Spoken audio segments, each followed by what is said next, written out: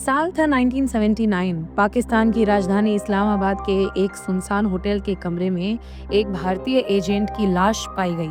उसकी पहचान तुरंत नहीं हो पाई, चेहरा बिगड़ चुका था, पासपोर्ट जला दिया गया था और कमरे में न तो कोई दस्तावेज न कोई सुराग था।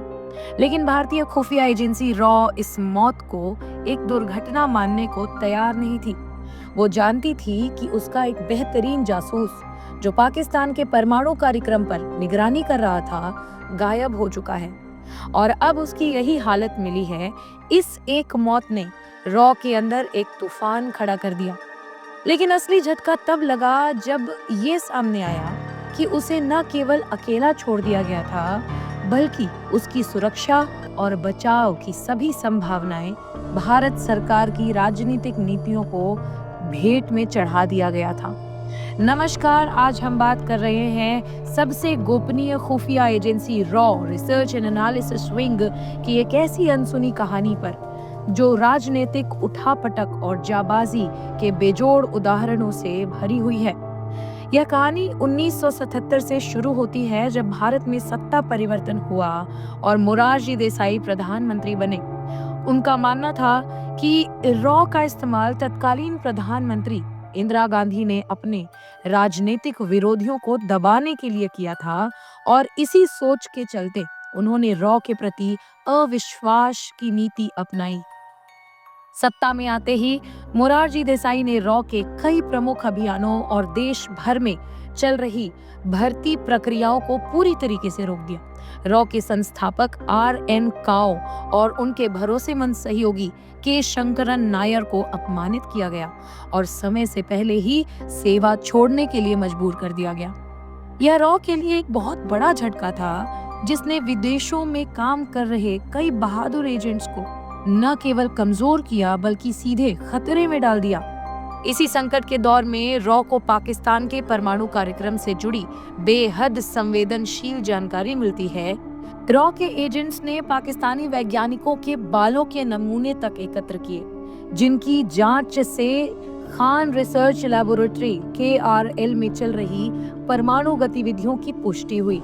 इतना ही नहीं, रॉ को पाकिस्तान के परमाणु ब्लूप्रिंट प्राप्त करने का भी अवसर मिला जब एक पाकिस्तानी एजेंट ने उन्हें $10,000 में बेचने की पेशकश की। पर अफसोस, प्रधानमंत्री मोरारजी देसाई ने इस प्रस्ताव को यह कहकर खारिज कर दिया कि यह पाकिस्तान का आंतरिक मामला है, हम कुछ नहीं कर सकते। इजराइल ने भी इस खुफिया सूचना के आधार पर KRL पर हवाई हमला करने की पेशकश की, पर भारत से अपने विमानों में ईंधन भरवाने की अनुमति मांगी थी। लेकिन मोरारजी देसाई ने इसे भी ठुकरा दिया। सबसे चौंकाने वाली बात यह थी कि उन्होंने खुद फोन करके पाकिस्तानी राष्ट्रपति जिया उल हक को रॉ की इस संवेदनशील जानकारी का खुलासा कर दिया। इसके नतीजे में पाकिस्तान ने भारत के कई एजेंट्स की धरपकड़ शुरू कर दी, जिनमें से कई शहीद हो गए।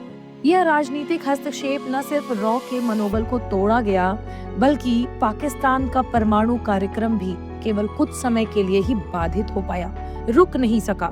मोरारजी देसाई के कार्यकाल के बाद रॉ को फिर से अपनी पूरी ताकत के साथ काम शुरू करने में 4 साल लग गए। जब 1980 में इंदिरा गांधी दोबारा सत्ता में लौटी, उन्होंने रॉ को फिर से मजबूत करने का बीड़ा उठाया, न केवल आधुनिक तकनीकों और साइबर प्रशिक्षण के जरिए, बल्कि एजेंसी को सशक्त बनाया गया। RN काओ को राष्ट्रीय सुरक्षा सलाहकार के रूप में वापस भी बुलाया गया। इसी दौरान रॉ ने सियाचिन ग्लेशियर को सुरक्षित करने के लिए असाधारण भूमिका निभाई। लंदन में मौजूद रॉ के एजेंट्स ने जानकारी जुटाई कि पाकिस्तान अत्यधिक ठंड वाले कपड़े खरीद रहा है। इससे भारत को उसके मंसूबों का आभास हुआ।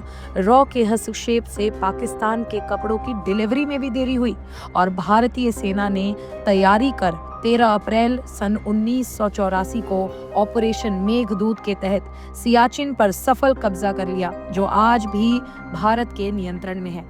यह कहानी सिर्फ रॉ की नहीं है दोस्तों, बल्कि उन गुमनाम हीरोज की है जिन्होंने अपने देश के लिए अपनी पहचान, जीवन और सम्मान सब कुछ दांव पर लगा दिया।